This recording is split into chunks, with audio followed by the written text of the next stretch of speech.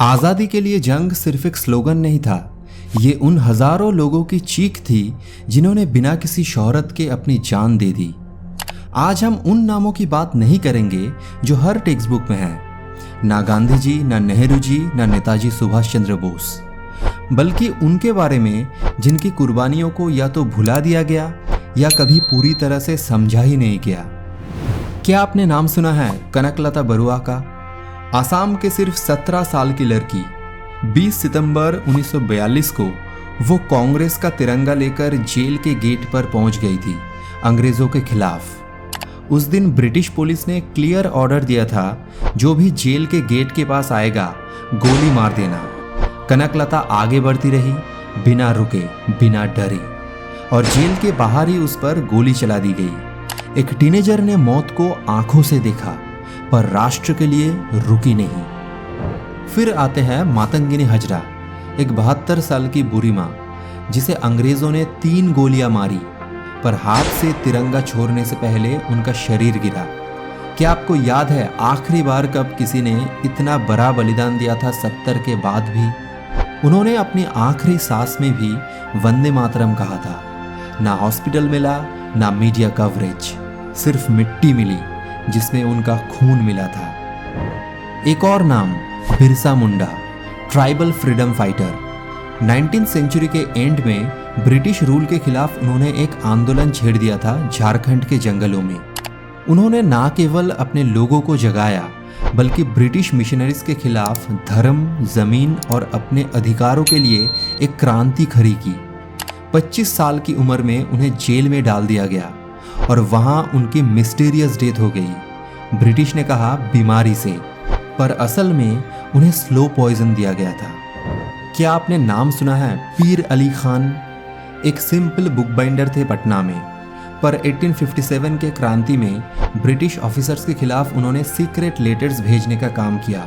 जब उनका राज खुला, उन्हें पकड़कर पटना चौक में फांसी पर लटका दिया गया।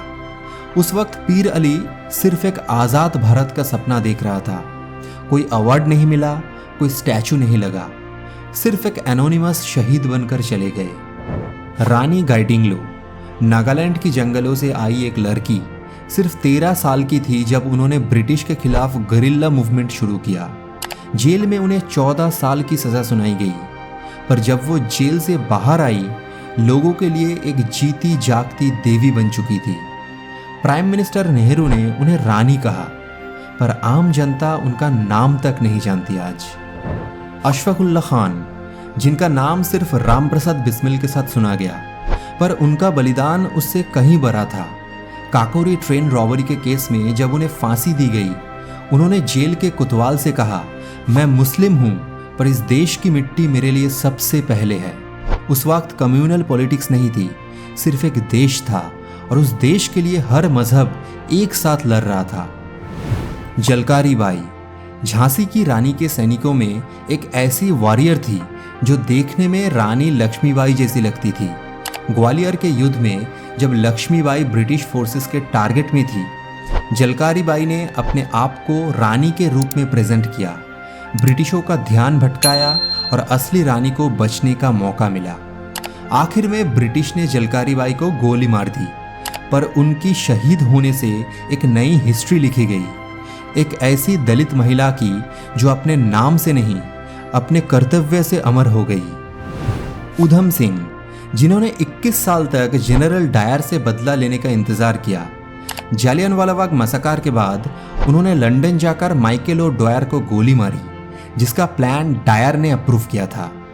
उनका असली नाम शेर सिंह था, पर उन्होंने उधम नाम रखा ताकि वो किसी को पहचान में ना आए।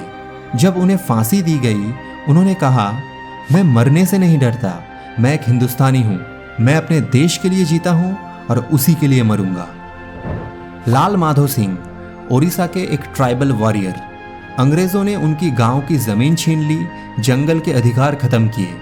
उन्होंने अपना छोटा सा सेना बनाया और गोरिल्ला युद्ध की तरह जंगलों में अंग्रेजों को ढूंढ ढूंढ कर मारा।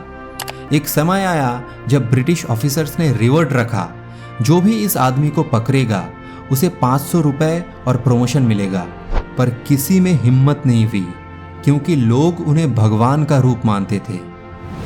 तुमंदर भगत, झारखंड के दूसरे एक ट्राइबल फ्रीडम फाइटर।